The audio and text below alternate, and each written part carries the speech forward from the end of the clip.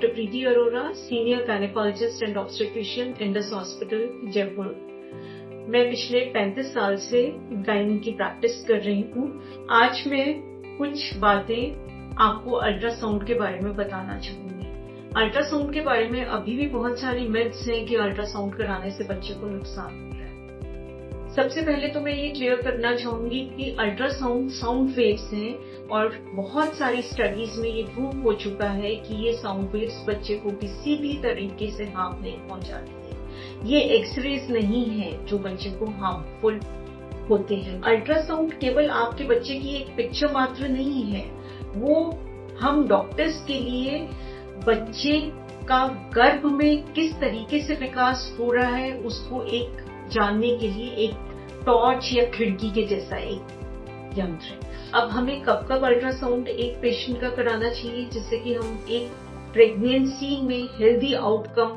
प्राप्त कर सके। उसके लिए सबसे पहला अल्ट्रासाउंड हम जो करवाते हैं that is at around 6 to 7 weeks of pregnancy.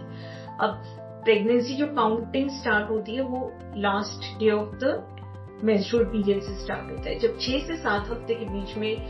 Ultrasound कराया जाता है, उस अल्ट्रासाउंड को कराने का पर्पस होता है कि हमें ये पता लगे कि जहाँ पर विकास बच्चे का शुरू हुआ है वो सही लोकेशन पर हुआ है, कहीं एक्टोपिक प्रेगनेंसी तो नहीं है, मतलब प्रेगनेंसी आउटसाइड द यूट्रस तो नहीं है, बच्चे की हार्ट बीट आई है या नहीं आई है।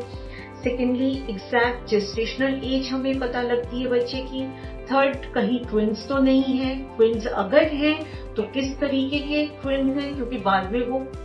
पता करना डिफिकल्ट हो जाता है। वो DCDA ट्विंस हैं, MCDA हैं, MCMA ट्विंस हैं, वो किस तरीके के ट्विंस हैं जिनमें हमें उसके अकॉर्डिंग स्टेप्स लेने होते हैं फर्दर मॉनिटरिंग के लिए, वो हमें ट्विंस टाइप का पता लगता है। उसके बाद अगर सब कुछ सही चलता रहता है, मदर को कोई प्रॉब्लम नहीं होती है, तो सेकेंड अल्ट्रासाउंड जो one of the most important ultrasound है वो करवाया जाता है at around 11 to 14 weeks of pregnancy. Best time is 12 to 13 weeks of pregnancy, जिसे हम NT स्कैन, आप लोगों ने सुना होगा, सब लोगों ने NT-NB स्कैन भी बोलते हैं। वो अल्ट्रासाउंड के साथ साथ हम एक जेनेटिक टेस्टिंग के लिए भी कराते हैं, ये देखने के लिए कि बच्चे में कुछ अनुवांशिक प्रॉब्लम्स जैसे कि डाउन सिंड्रोम वगैरह आने के चांसेस तो नहीं है। NT स्कैन में बच्चे का विकास सही हो रहा है, बच्चे का हेड प्रॉपर्ली डेवलप हो रहा है, बच्चे की रीढ़ की हड्डी ठीक से बनी है, ये काफी चीजें, बच्चे के चारों limbs upper as well as lower limbs normally develop हुई है, ये नहीं हुई है, ये पता लगता है।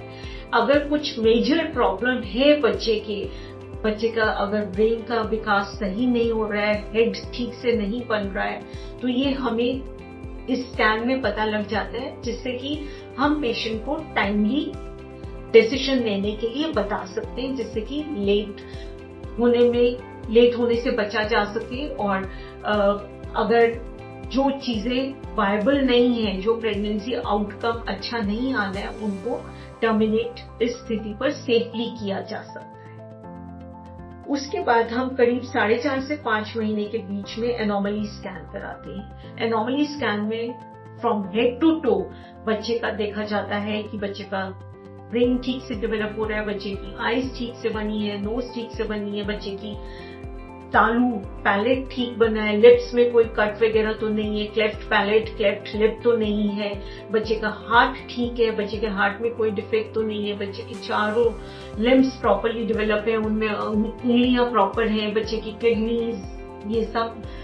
देखा जाता है। और कई कंडीशंस इस स्कैन द्वारा हमें ये भी पता लगती हैं, स्पेशली हार्ट की कई कंडीशंस जिनमें ये पता लग जाता है कि अगर बच्चे को हम, क्योंकि प्रेगनेंसी में हार्ट डिफेक्ट अगर बच्चे में होता भी है, भ्रूण में अगर हार्ट डिफेक्ट है तो भी, क्योंकि बच्चे को खून माँ के द्वारा मिल रहा है, तो वो हार्ट डिफेक्ट्स के साथ भी बच्चा ग्रो करता रहता है। बट जब डिलीवरी होती है तो कई बार अगर हार्ट डिफेक्ट भ्रूण में ज्यादा है तो वो बच्चे सर्वाइव नहीं कर पाते, तो हमें उस तरीके के हार्ट डिफेक्ट्स का पता लग जाता है कि बच्चा सर्वाइवेबल वायबल प्रेगनेंसी है, ये हार्ट डिफेक्ट के साथ बच्चा जी पाएगा या नहीं जी पाएगा, ताकि हम टाइमली डिसीजन टर्मिनेशन कर ले सकें। और कई कंडीशंस हमें हार्ट की ऐसी भी पता लगती हैं जो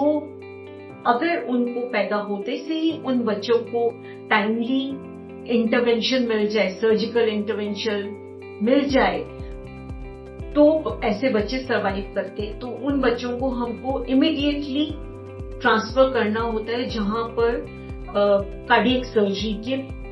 फैसिलिटी अवेलेबल। और भी कई कंडीशंस होती है जैसे ड्यूडेनल एट्रीजिया, हमें पता लग जाता है this pregnancy can go to term, but ऐसे बच्चों को भी हमें न्यूनेटल सर्जिकल केयर यूनिट में ट्रांसफर करना होता है, जिससे कि फर्स्ट फ्यू डेज में ही बच्चे की अगर सर्जरी हो जाए तो उन बच्चों के सर्वाइवल रेट्स बहुत अच्छे होते हैं, उनको लॉन्ग टर्म कोई कॉम्प्लिकेशंस नहीं होते।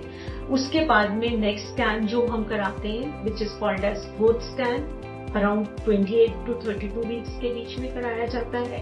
जिसमें बच्चे की ग्रोथ ठीक हो रही है, बच्चे को ब्लड फ्लो प्रॉपर मिल रहा है, बच्चे के जो चारों तरफ पानी है जिसके थ्रू बच्चे को न्यूट्रिशन माँ के द्वारा मिलता है वो प्रॉपर है या नहीं, ये सब चीजों के बारे में जानते हैं, जिससे कि टाइमली इंटरवेंशन लिया जा सके और उस चीज को अभी क्योंकि हमारे पास डिलीवरी के लिए टाइम है तो उन चीजों को कवर किया जा सके, ताकि बच्चा हमारा जब at the time of delivery कमजोर ना। देन लास्ट स्कैन हम करवाते हैं अराउंड 36 to 38 वीक्स के बीच में, जिससे हमें बच्चे की पोजीशन के बारे में पता लगता है, बच्चे का अगेन एमनियोटिक फ्लूइड इसमें देखा जाता है कि एमनियोटिक फ्लूइड प्रॉपर है या नहीं है। बच्चा कई बार एमनियोटिक फ्लूइड अगर बहुत कम होता है तो ऐसे बच्चे कई बार लेबर पेन्स को नहीं झेल पाते, तो ये सब हम टाइमली डिसीजंस एक हेल्दी आउटकम देने के लिए, पेरेंट्स को हेल्दी आउटकम देने के लिए हम टाइमली डिसीजन ले सकते हैं। एज फैमिली हमें ये इंश्योर करना है कि हम अपने